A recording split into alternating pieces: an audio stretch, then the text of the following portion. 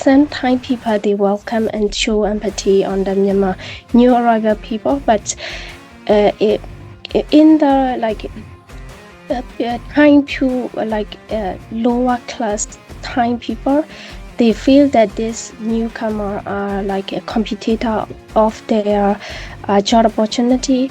It would be helpful to see more explicit moments where individuals' experience, such as the use of police cars to encounter with law enforcement, are directly analyzed through these theoretical lenses. For example, how exactly do these practices produce liminality?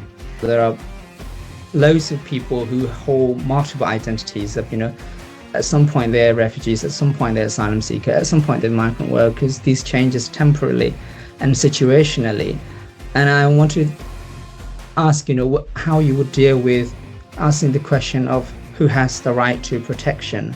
This is a forced liminality. It's not a liminality of choice to kind of navigate a system. It's something that people don't have choice due to non-recognition by two different states, right? So the Myanmar state not recognizing people in terms of issuing civil documentation and citizenship, and then the Thai state not recognizing refugees because, if they had, you wouldn't need those records, right? You wouldn't need those documents. Why liminality gets produced? And thinking about why, so the production of ignorance or the production of non-knowledge, like why do states do that?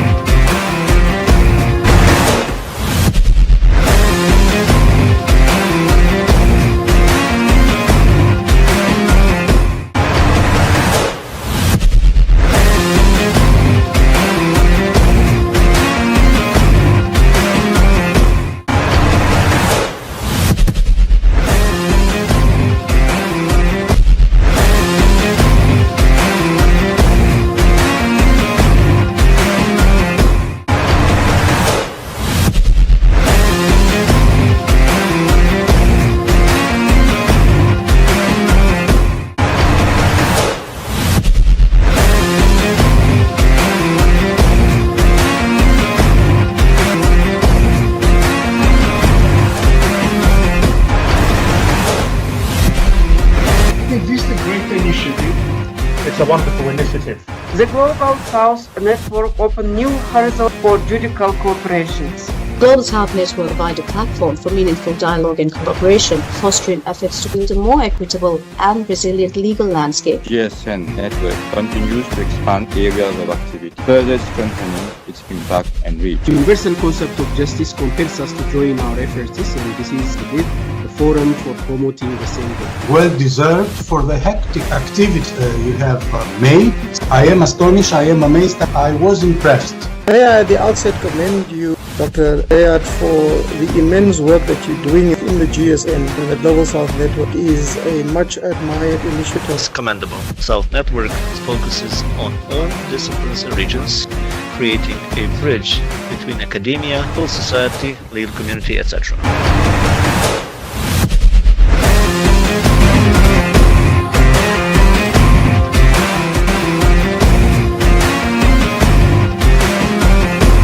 The Global South Network provides an important space to share experiences and learn good practices from one another. Dialogue takes on a particular importance thanks to Global South Network, which allow us to believe in a better world of the rule of law.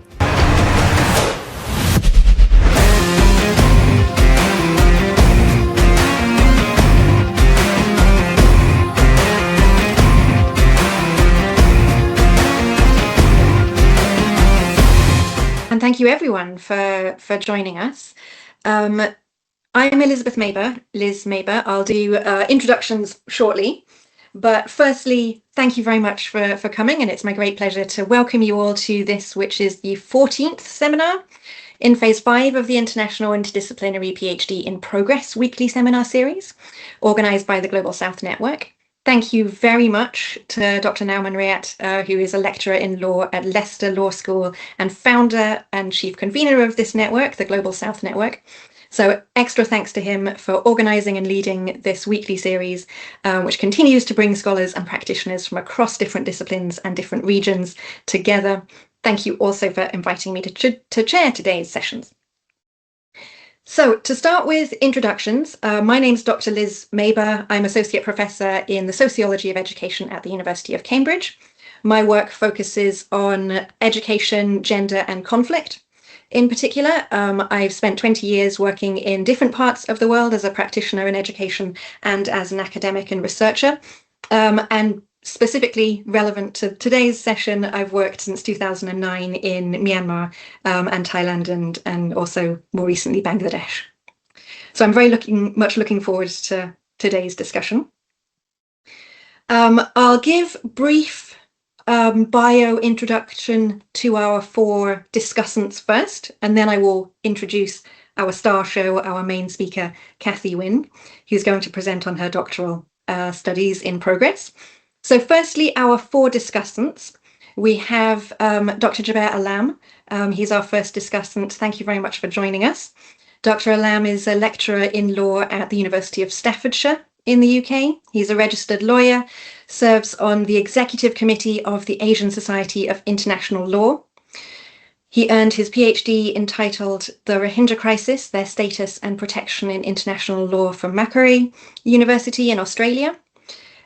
His doctoral thesis delves into the ongoing Rohingya crisis, examining the status and protection of the Rohingya under international law.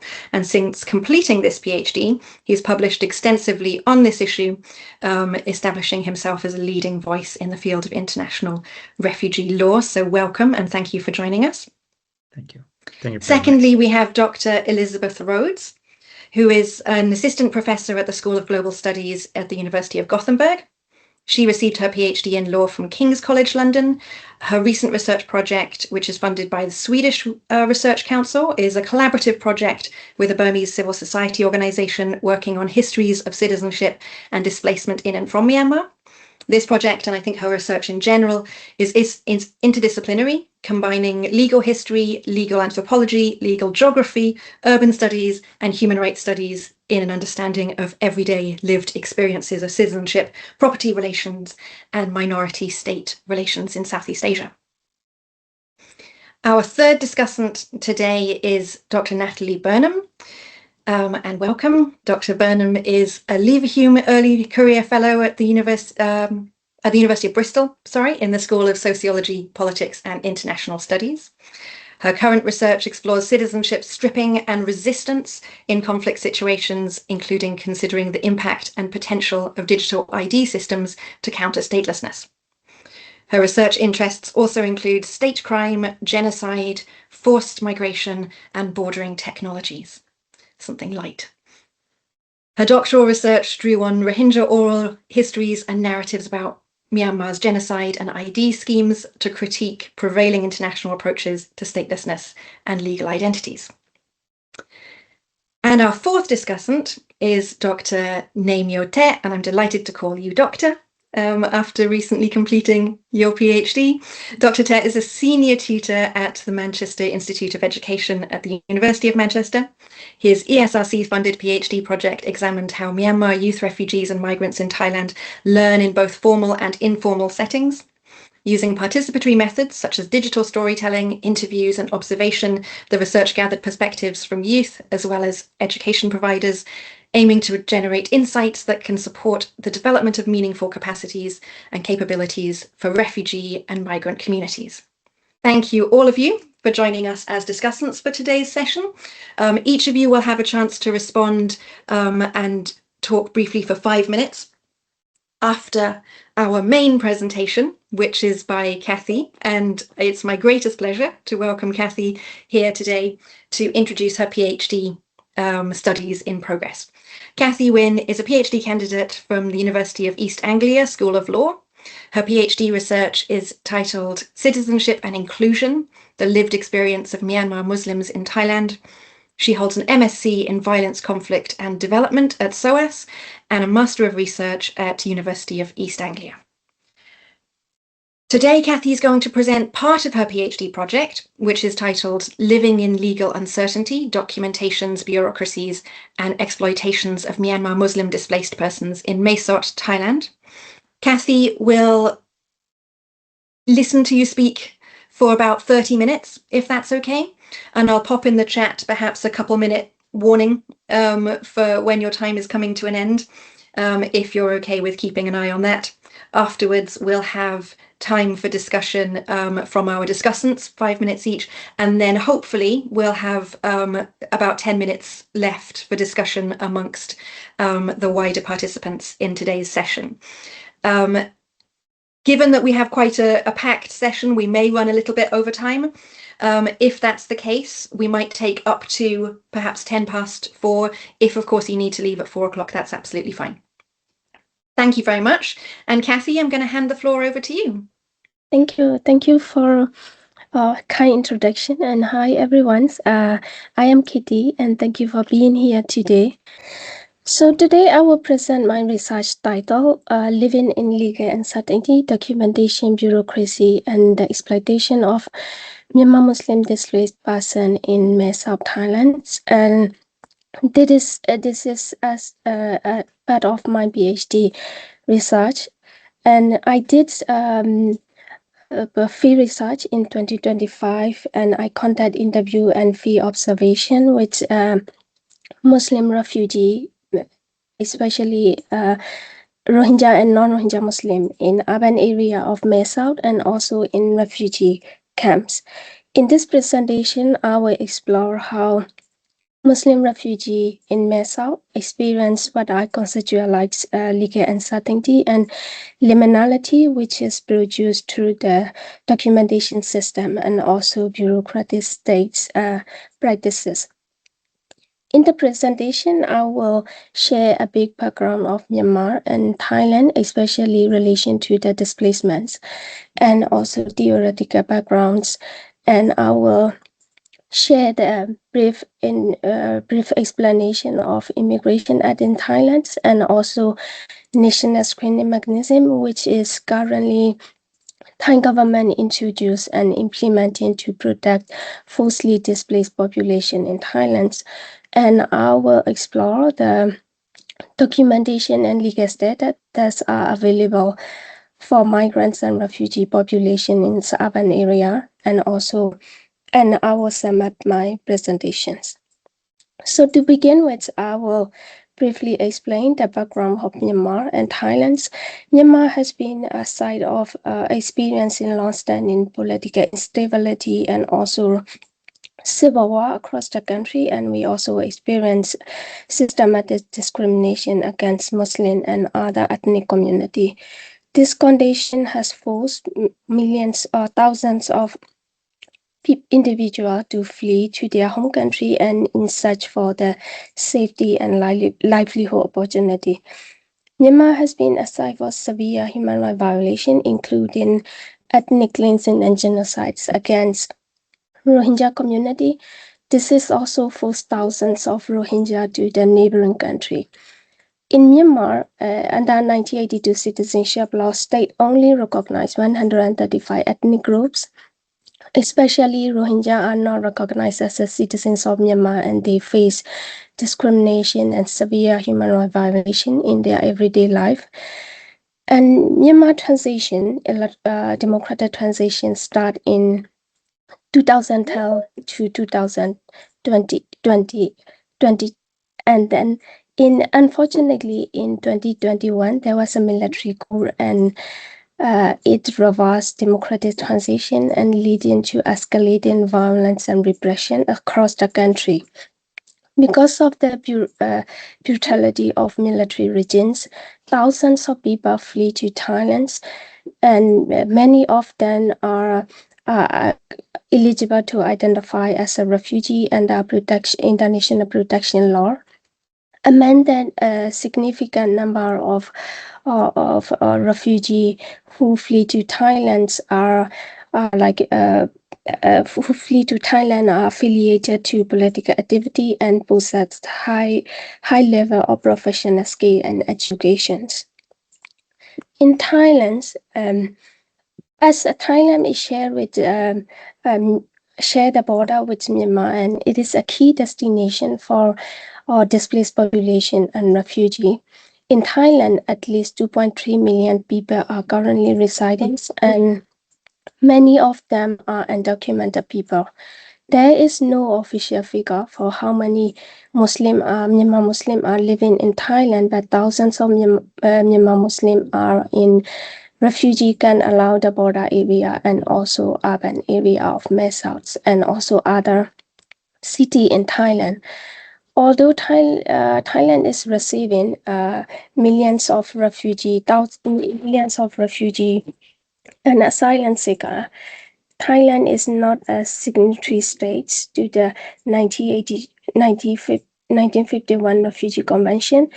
And also in Thailand, there is no specific law and policy to manage the refugee and asylum issue. The absence of the domestic legislation, especially to address the protection of refugee and asylum seeker, the existing law and policy lie between economic and forced migrants, and there are also lack of the legal security for these populations. This context bring me to my this concept bring me to my theoretical framework, which is the concept of legal liminality. Legal liminality refers to a condition in which individual exists between legal categories. They are neither fully documented or fully undocumented, but they may have a greater risk of both. Scholars use this term legal liminality to identify the multiplicity of in-between and semi-legality form that exists between full lawfulness and legal exclusions. This condition, the semi-legality and legal liminality, emerged because not because of migrant failed to fulfill the requirements of legalization program in the host country, but because of the barrier they face, such as lack of the formal documentation process, regulation process, or insufficient information to complete this process that prevent from the regulations, or even sometimes structural limitation that prevent them from regularization in the host country. I am using this theory because it's allow us to challenge unjust immigration law exception and also identify common regulatory practice that has normalized liminal legality. In addition, like previous study focused more on the life of migrants in Western country by using this theory, but there is often pays less attention to the role of local authority in reproduction of this situation among forced displaced populations, and also issues concerning about the refugee in Asian context. In major destination country, immigration law creates excluded group and also keep them vulnerable by making the line between legal and illegal status unclear, which can also this situation also affect the broader issue of citizenship and belongings for these populations. So now I would like to explain a bit about the Immigration Act that's enacted in 1979 and Thai government's amended the Act in 1992. It played a key role in determining the issue of undocumented and unregistered migrants in Thailand. Under this Act, Thai authority defines anyone who are not Thai national as aliens.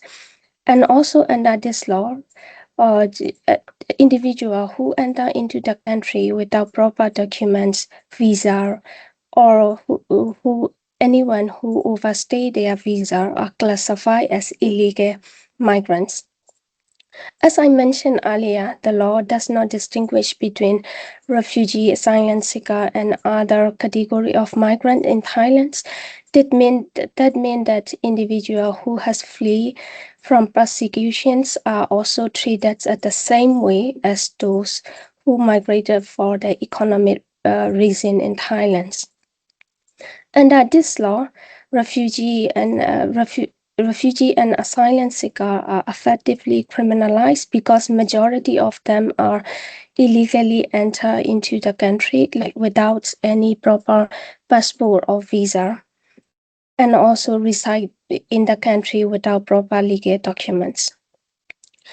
Under this law, state form Immigration Commission with 5 major government bodies, including Immigration Bureau of Thai Police, Thai Royal Army, and National Security Council. In the border area like Mae Sot, local police and immigration officials are key security personnel to manage the issue of refugee. You can see that all of these government bodies are related to security, and then they also have full power to revoke, detain, arrest, and deport whoever violate this act. This is show that law enforcement concerning the migration is heavily relying on the security forces rather than involvement of stakeholders to protect the vulnerable community in Thailand.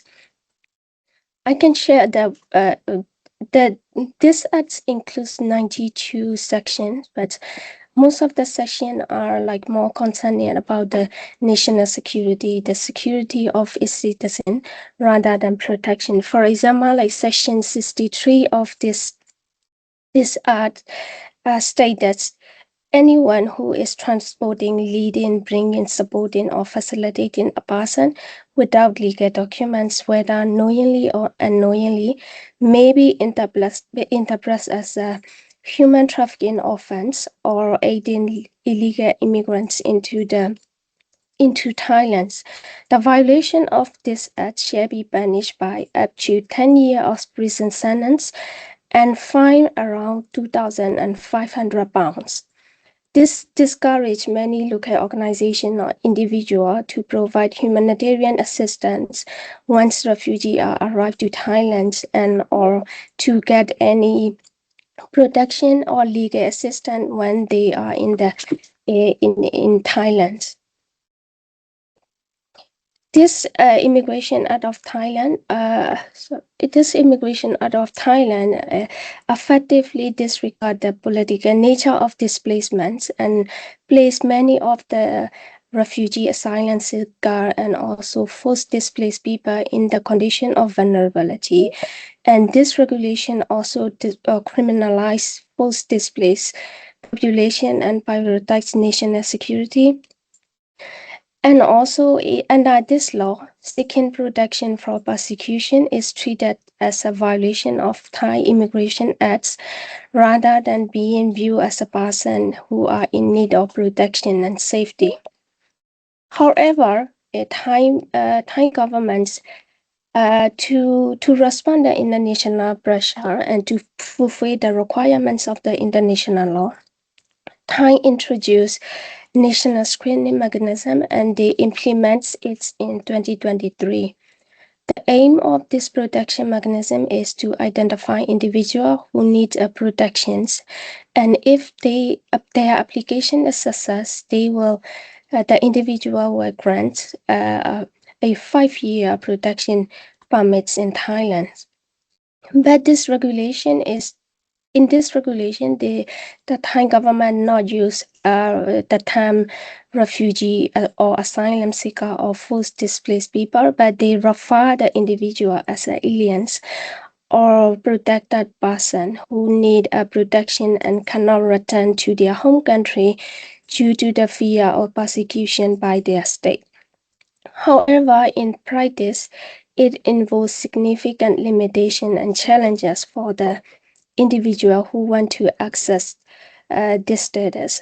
For example, this population is not eligible for refugee already living in refugee camps or temporary shelter in border area, or individuals who are registered as a migrant worker, especially migrant worker from Myanmar, Cambodia, Vietnam, and Laos.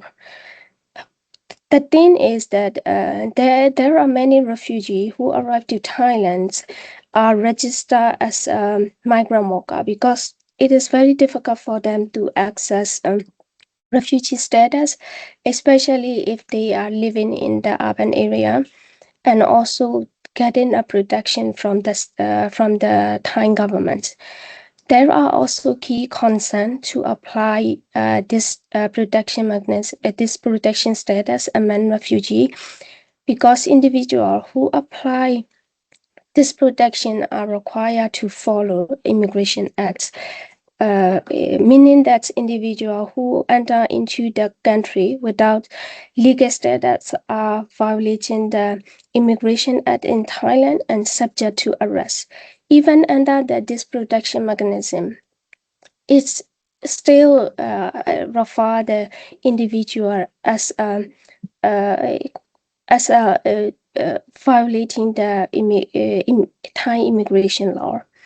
Under this Act, individuals who want to apply this protection are first required to voluntarily go to the immigration office or local police, and they need to get arrested. During the arrest, the local police will detain them and send them to the immigration detention center. When they arrive to the immigration detention center, they can proceed the application process. This due to the mandatory requirements to follow the Immigration Act, the individual who want to apply this status are at high risk of arrest, detention, and in case if their application was rejected, they are high risk of deportation back to Myanmar. The thing is, in Myanmar, deportation is not just people are sending back to their home, because many of these post-migrant population are affiliated to political activity. So if they want to send back to Myanmar, they are at high risk, especially it is a life-threatening situation for many of these populations. And also, this protection mechanism is under the management of the Police and Immigration Bureau. And again, it is the process is heavily relying on the security rather than protection of forced displaced populations. In practice, it is fair to provide protection to refugees and also overruled by the Immigration Acts in Thailand. After 18 months of these operations, only 7 individuals were granted this status, show that this system is not popular among the refugee and forcibly displaced people because of the risk is imposed. So this situation in time forced to many undocumented people, refugee and forced displaced people to find to other alternative means of legal protection in Mae Sot. There are many documents available in Thailand, but these 2 documents are widely used by the migrants and undocumented people in Thailand. The first one is the police guide. This is only available in Mae Sot, and it is informal arrangement between individual and local police.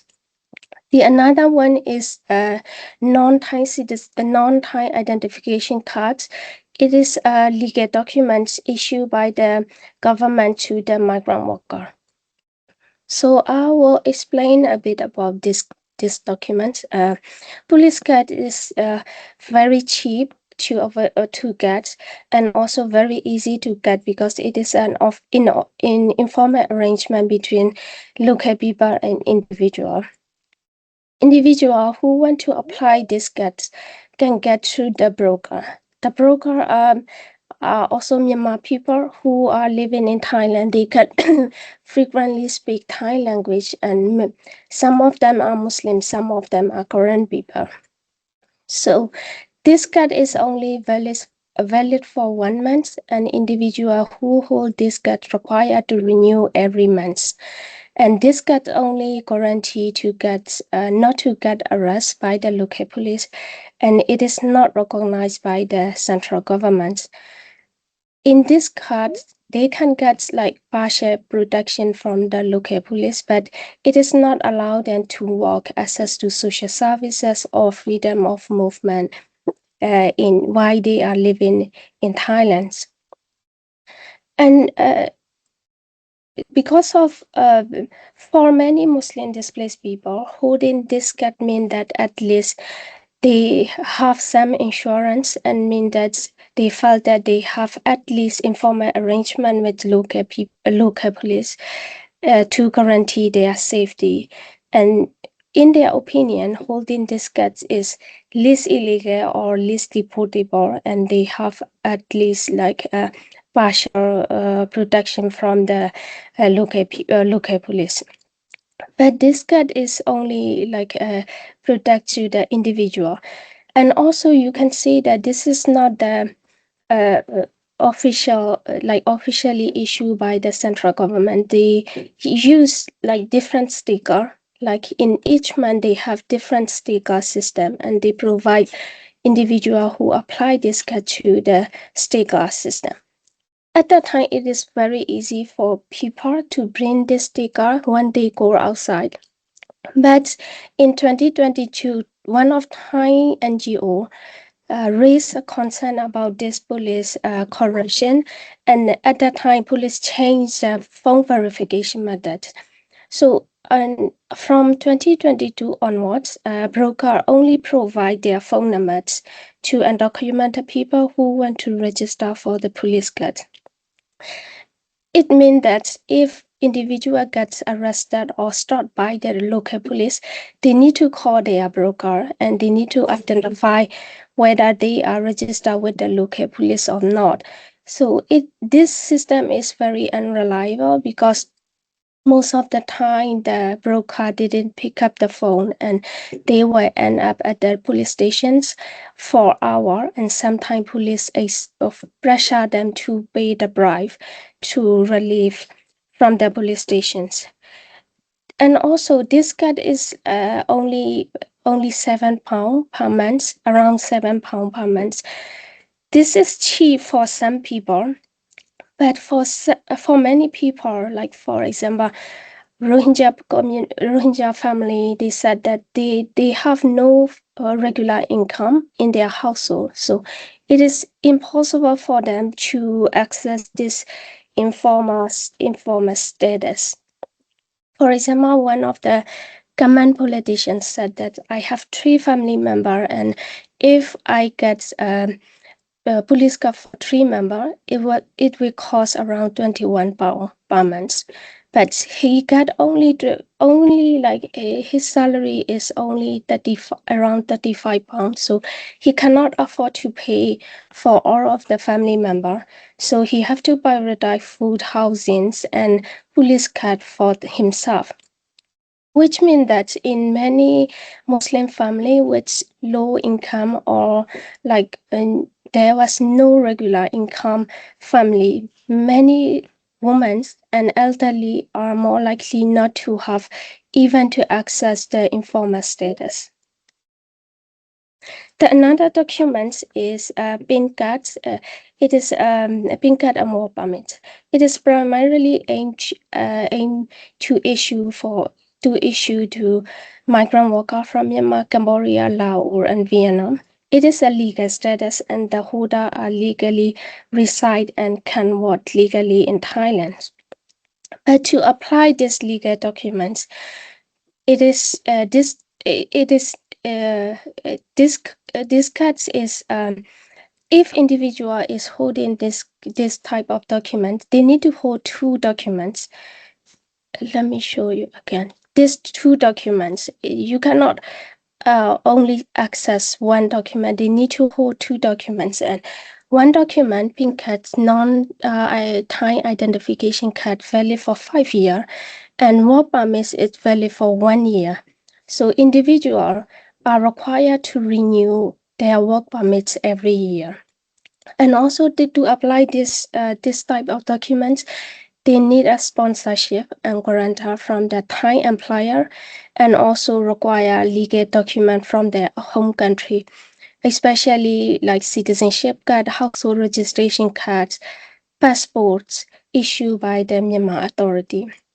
For Rohingya and many Muslim people, it is not impossible to show their nationality because under 1982 citizenship law, many Rohingya are not recognized as a citizen and they don't have any valid legal status issued by the Myanmar authorities. So they face greater challenges to access these legal documents. And also the process, because of the application process need a sponsorship from the Thai employer, they need to rely on the broker to get a sponsorship. And also the application process is very unclear. And also sometimes people, because of the language barrier, people don't understand how to apply this properly. And also this card can access two ways. The first one is MOU between Myanmar and Thai governments, and another one is amnesty window. The Thai governments open the window for the migrant worker who already like expire their documents or who are working in Thailand without any legal status. So the amnesty is that the government opened the application process in the short window, like sometimes like 50 days or more, sometimes like 2 to 3 months. So for many people, to access the sponsorship from the employer and also to process the whole applications take time, and sometimes they mix the deadline. So they fall back into the undocumented category easily. And also they need to like extend their work permits every year. It is also involved a lot of cost. So many people sometimes they cannot afford to pay the application fee, and then they became undocumented. So sometimes they end up with the informal arrangement with police. And this type of documents, individual who are registered as a migrant worker are only allowed to work dirty, dangerous, and labor-demanding job, meaning that people are only allowed to work in the industry like factory, agriculture sector, and construction site. Many of the, as I mentioned earlier, many of the forced displaced people are not economic migrants. Some of them are university teacher, lecturer, like university teacher, and they are coming from the middle class family. And this type of restrictions impose them to find a proper employment in the Thailand. And also, and if they register with this type of documents, they are miscategorized as economic voluntary migrants rather than reflecting or taking into account their professional skill or experience of persecution, suffering, and ongoing safety and security. And also, like this is the interview with the senior delivery officer who before living in Yangon, and after the military coup he displaced to Thailand, and he said that it is very difficult for them to find a job because in Thailand, if individual is over 50 years old, none of the Thai employer want to hire. And also those people, they are never experienced working with this labor demanding job. It is very difficult for them to survive in Thailand. In everyday life, both informal and formal documents impose a limitation in access to employment, because even if you have a legal status and have a legal legally have a right to work legally in Thailand, you still need to rely on employer. And if you want to, like, if individual want to change their workplace or work category, they need a permission from the employer and also Ministry of Labor departments.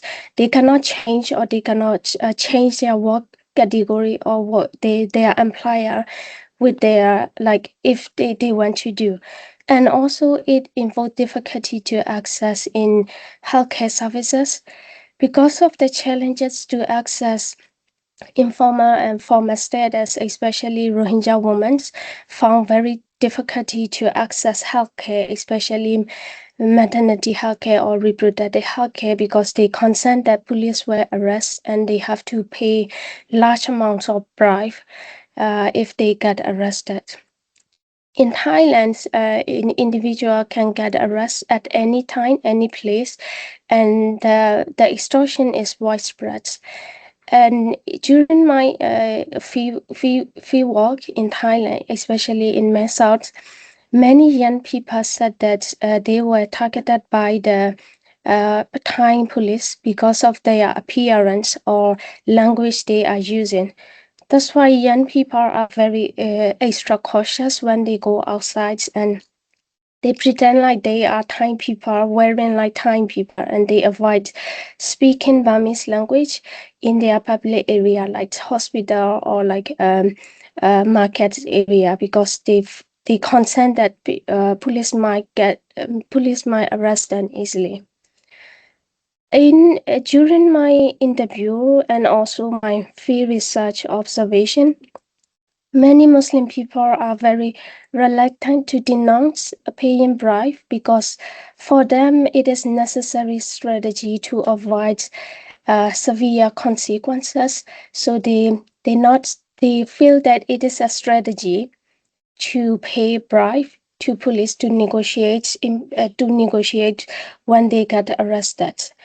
You can also see the code that 32 years old former school teacher said that police are everywhere, and if we get caught for any reason, like they can get caught by any reason.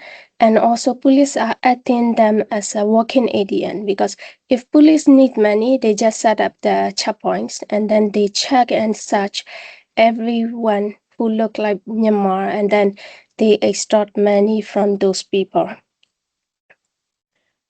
So to sum up my presentation, my research showed that the legal uncertainty among the displaced population, especially Myanmar Muslim refugee in Mae Sot, is not accidental but structurally produced. The experience of Muslim displaced people and refugees in Mae Sot exposed that the exclusion, systematic violation, and exploitation by the law and policy of Thai and also local law enforcement. Thai Immigration Act heavily rely on the national security and criminalization rather than protection and safety of these populations. The state used this as a tool to control refugee rather than protect refugee and migrant populations. And also the available protection mechanism initiated by the Thai government does not ensure the safety and security of the refugee in practice, and it is also conflicted and overruled by the Thai Immigration Act. This condition forced many displaced population into a legal status that's free to reflect their experience and suffering.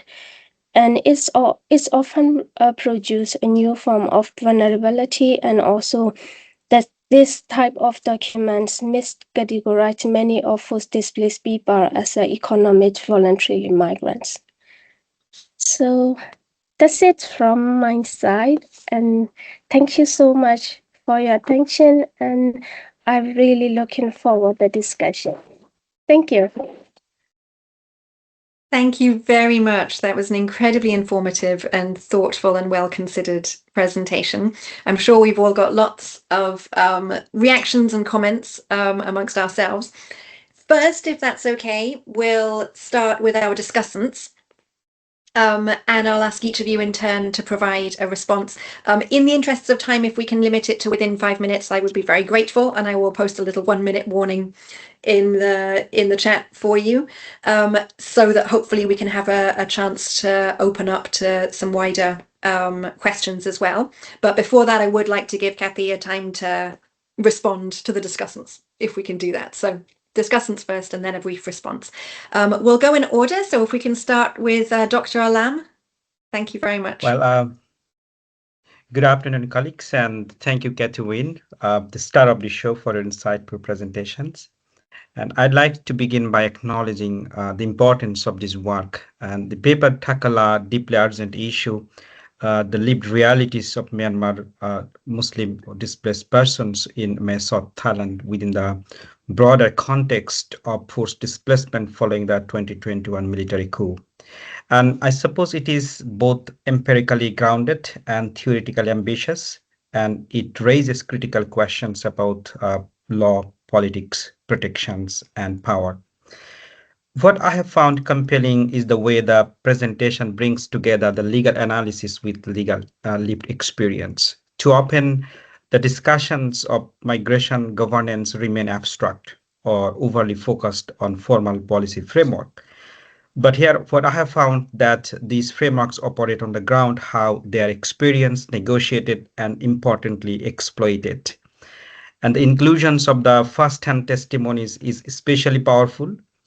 These accounts vividly illustrates how documentation's regimes are not merely, I would say, bureaucratic processes, but are deeply embedded in systems of control, vulnerability, and survival. And in Kathy's presentations, I have found another interesting thing is the use of the concept of liminal legality. It is also a very strong aspect of this paper because it provides a useful lens through which to understand the ambitious and precarious legal positioning of displaced persons who are neither fully documented or entirely undocumented. So the documented versus undocumented. And these in-between status, as the presentation shows, is not accidental but is structurally produced. And it reflects a broader governance strategy in which uncertainty itself becomes a mechanism of control. And I think this is particularly important contribution as it moves us beyond a binary understanding of legality and illegality, and instead highlights the gradations or hierarchy and ambiguities that characterize many migrants' lived experience beyond Thailand. And at the same time, I'd also like to offer a few limited points for further reflections and development, which I hope will be taken into constructive spirit in which they have been intended. So first of all, I think that while the theoretical framework is strong, I'd encourage Kathy to push further in integrating theory with the empirical material. Because I know that this is a chapter, and I have missed some of the initial chapters, but still, the concept of liminal legality is clearly explained, but at times it feels somewhat detached from the specific cases and testimonies presented. For example, it would be helpful to see more explicit moments where individuals experience, such as the use of police cars to encounter with law enforcement, are directly analyzed through these theoretical lenses. For example, how exactly do these practices produce liminality? And are there variations in how different individuals experience or navigate these conditions, making these connections more explicit? And if that could be done, that could really strengthen the analytical depth of the chapter.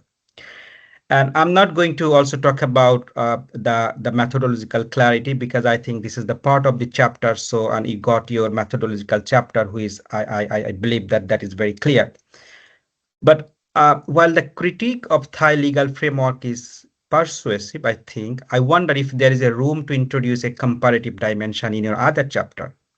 For instance, how does the Thailand's approach to displaced persons, particularly its reliance on security-oriented framework and its refusal to adopt the language of refugee compared to the other countries in the region. Even a brief comparison could help to contextualize the findings and highlight if the patterns identified here are unique to Thailand or part of the broader regional trend. 1 minute. And finally, I think that the discussions on the NSM or national screening mechanism is very interesting, especially the point that it avoids the term refugee and excludes certain groups. This raises important questions about the politics of categorizations.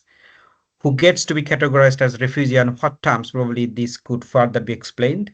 But overall, I have found is very interesting. And to conclude, this is highly valuable and a timely contribution that really sheds lights on an under-researched and critical important issue.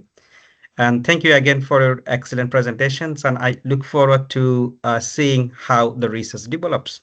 Thank you, everyone. Thank you. Thank you, Dr. Alam, for your insightful comments. Can we turn straight to Dr. Rhoads for your thoughts? Sure. Katie, this was, as has already been said, really excellent presentation, really exciting topic. I think the question here of legal liminality that you're working with, like this theoretical framework, it's great because you're taking something that's quite theoretical and is often applied to analyze legal frameworks, and you're actually applying it to things on the ground. And I think what this does is it highlights to everyone in our field the importance of empirical work when you're looking at law and bureaucratic frameworks, right? And it's very, very clear here to me, because if we just looked at the law, we would never know about police cards, right? Because that's not part of the law. That's not actually legal at all, right? But that's something where we have local authorities that are acting through brokers and through people in their networks to create a whole nother type of status that isn't really recognized anywhere.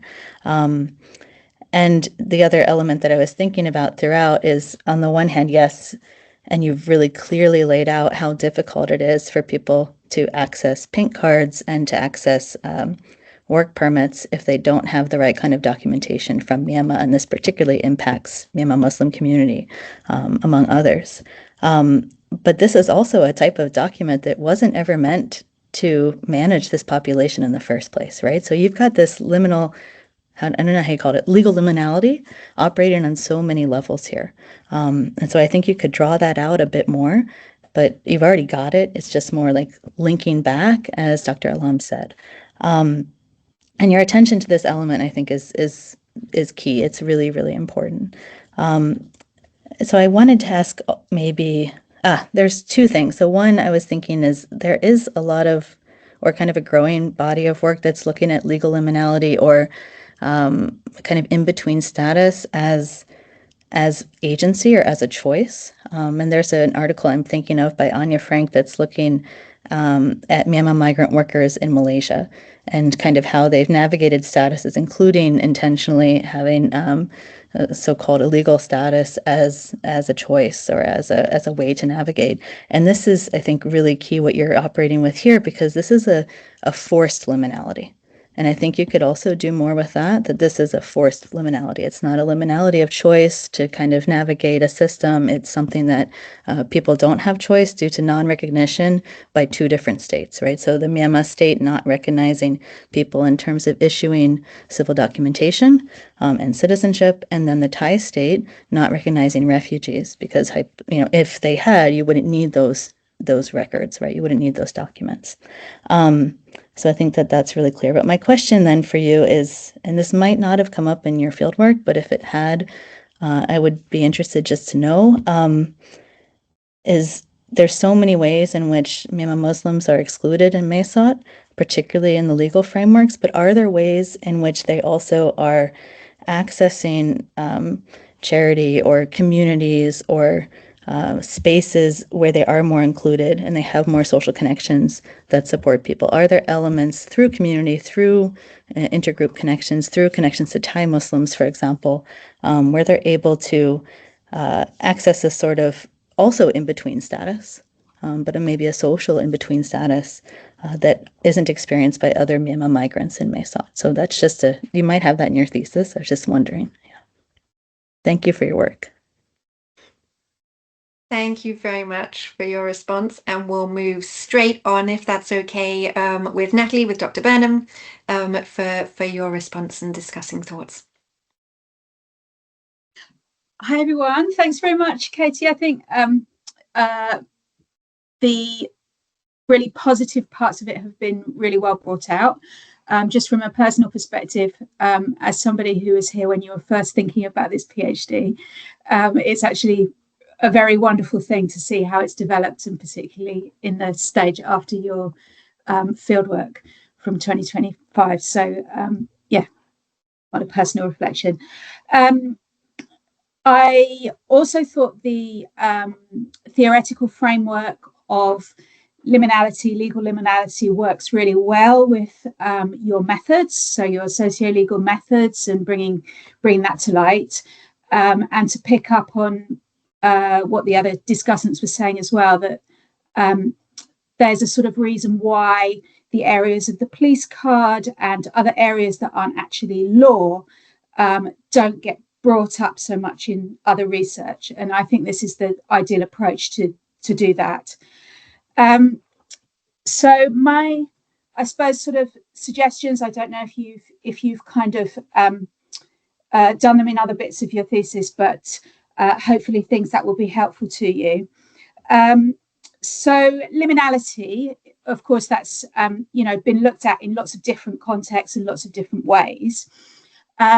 A recent area of work that I've been looking at or reading is about the sort of why liminality gets produced, and thinking about why, so the production of ignorance, or the production of non-knowledge, like why do states do that?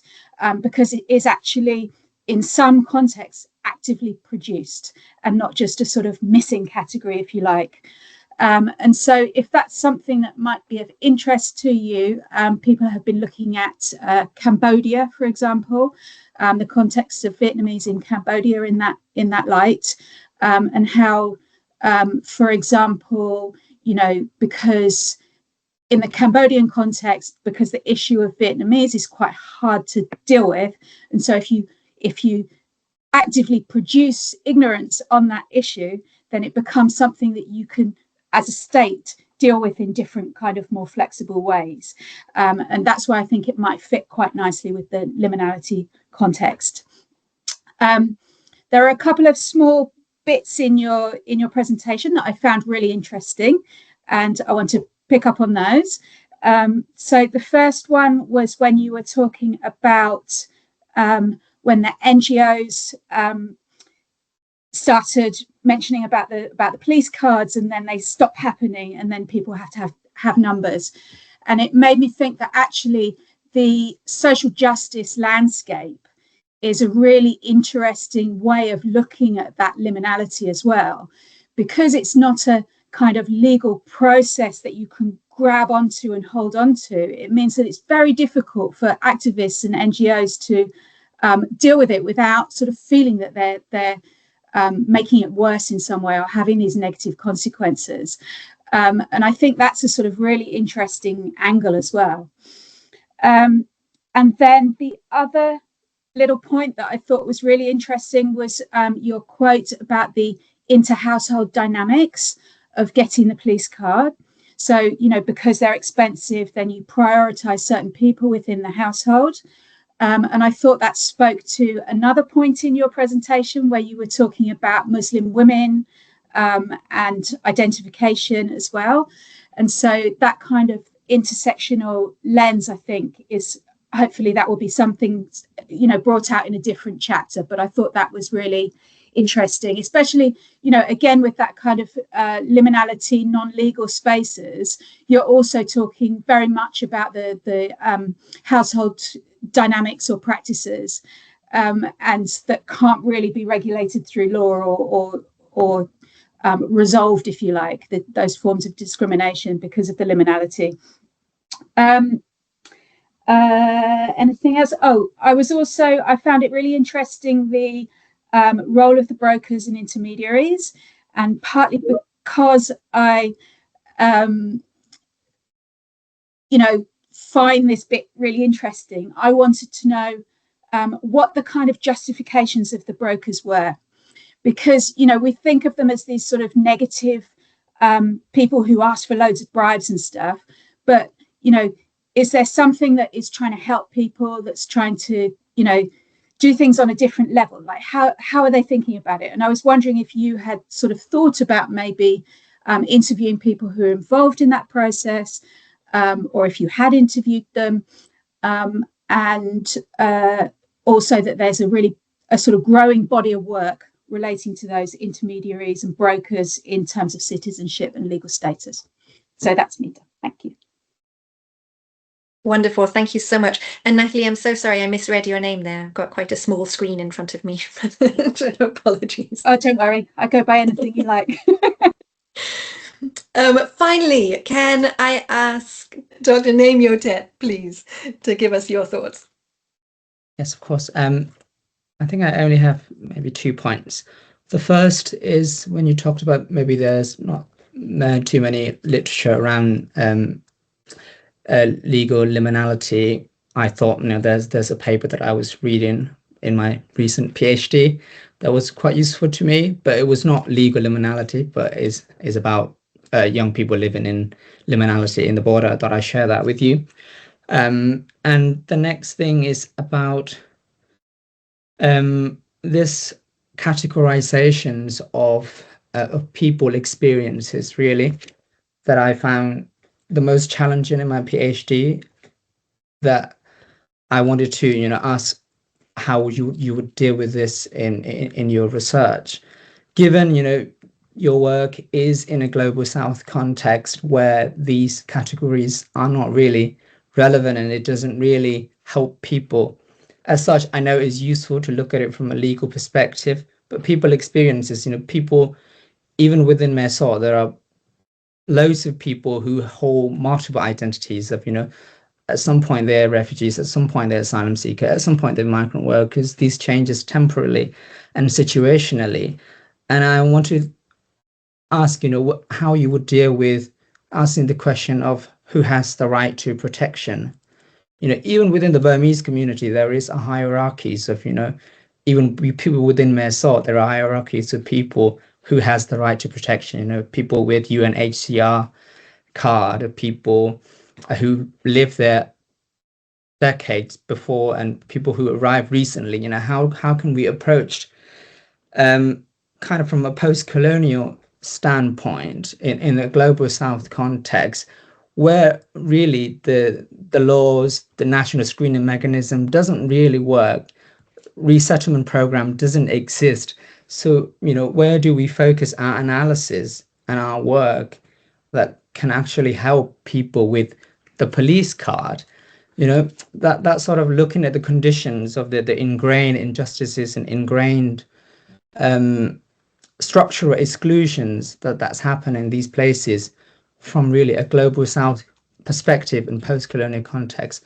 How would you deal with that? I mean, that's my questions, and I've shared 2 papers, and I think the second paper is deals a lot with people having these multiple identities, and how can we think of it Mae Sot as from this inclusive standpoint. And that's all for me. Fantastic. Thank you very, very much. Katie, please take the time now to respond to the discussants. Yeah, thank you so much for all the comments and feedback. It is very useful, and to be honest, some of the feedbacks I even didn't think about that before, and I think I should integrate more in my thesis. And also, like Dr. Alam suggests, the comparative study of other country, which I didn't think about that. I really need to integrate in my research. And And also, like Izzy mentioned about the social connections and also the existing support system in Mae Sot. It is my chapter 5. Now I am working about this, and I can share a little bit because among the newly arrived refugee Muslim community, they express mixed feeling because when they are dealing with subtle Muslim community in Mae Sot and also Thai people, because there are also many like Myanmar Muslim people who already have a Thai citizenship and also they are settled in the community, and they also they also express mixed feelings. Like some Thai people, they welcome and show empathy on the Myanmar new arrival people, but in the trying to lower class Thai people, they feel that this newcomer are like a competitor of their job opportunity, and also like because of these people, the housing, especially the housing price is really increasing. So there was a lot of misunderstanding between Thai lower class people. By Thai middle class people, they really welcome because they are like getting very cheap labor, and also like they can do informal contracts, and they ask these people to work in their industry or agriculture sector. Among the Satay Muslim and the newcomer, it is also the same. Like some of the newcomer who are like university professor, lecturer, they get some support from the existing community.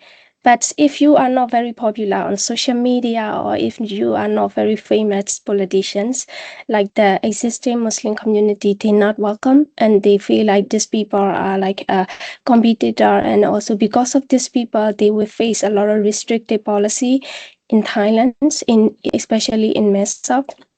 And also another interesting thing that I found is the existing Muslim community, like they have a lot of misunderstanding and negative feeling on newcomer, because when newcomer arrive to Mae Sot, because of they are really concerned about the deportation, they bribe large amounts of money to police.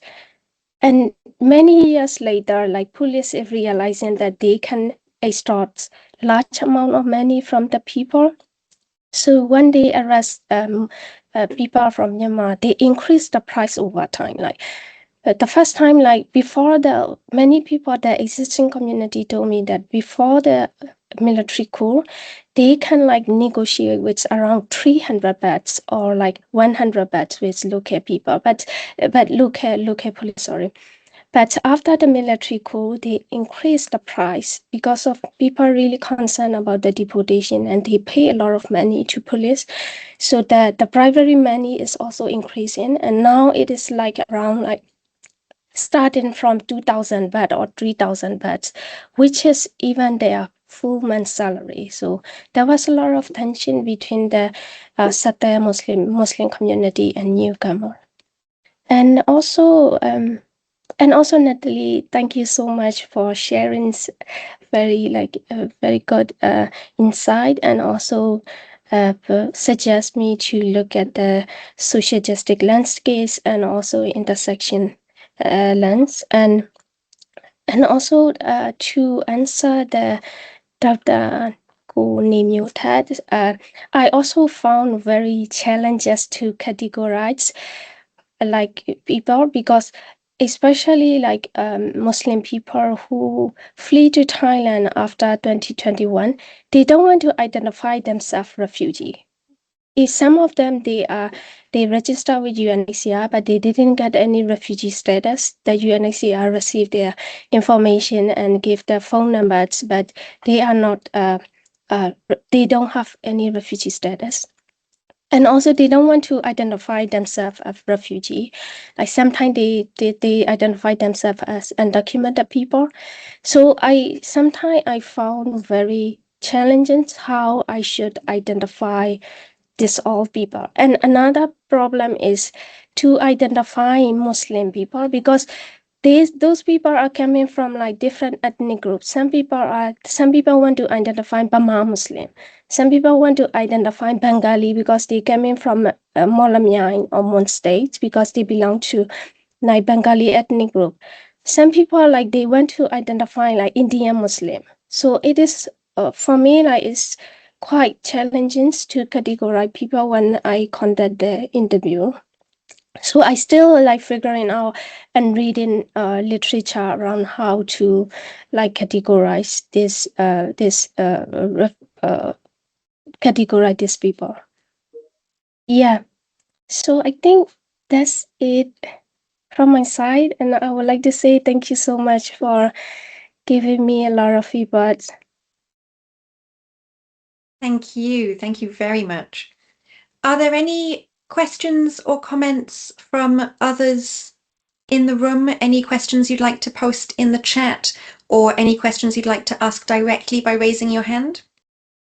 As I say, if you do need to leave, then please do post any thoughts in the chat, because I'm sure it'll be useful moving forward. No question. Although if you do want to look at Cambodia as a case study, then by all means email me or let me know, because I used to be the rapporteur for Cambodia from the UN, so I worked with the Vietnamese people a lot because of the difficulties, and also with some of the Rohingya refugees and the Australian repatriation strange treaty process that existed for a while with people who are Rohingyas being sent to Cambodia from Australia. So I also was involved with that.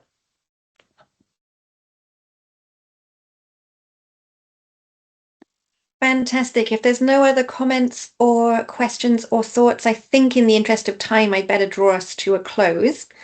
Thank you everyone for participating. Thank you, Katie, so much for your overview of your work and your detail and depth of your particular chapter that you've been discussing with us today. And thank you again to all of our discussants for your thoughtful and considered responses. I would like to extend a thanks again to our host for putting together this this fantastic group of people in this discussion today. So thank you very much, and of course to all the work of the network, the Global South Network. As a conclusion, let's have a little reminder of the work of the Global South Network that welcomes PhD students from all disciplines, every corner of the world, to share their research and receive interdisciplinary feedback. So there may be some of you present in the room today who might consider being part of a future session. If so, please do contact Dr. Nauman Rayat, who is our host and the founder and the convener of the network. I believe he's shared his email address, and certainly you can look up the work of the network. There you go, he's just shared his email address. So please do get in touch if you're interested in taking part in a future session of the network. Thank you very much to everyone again for participating. Thank you very much for including me as chair. I've very much enjoyed meeting you, and I hope to see you all again in the future. Thank you, Elizabeth. Thank you. Thank you. Thank Bye. you. Have a good rest of the day. Cheers.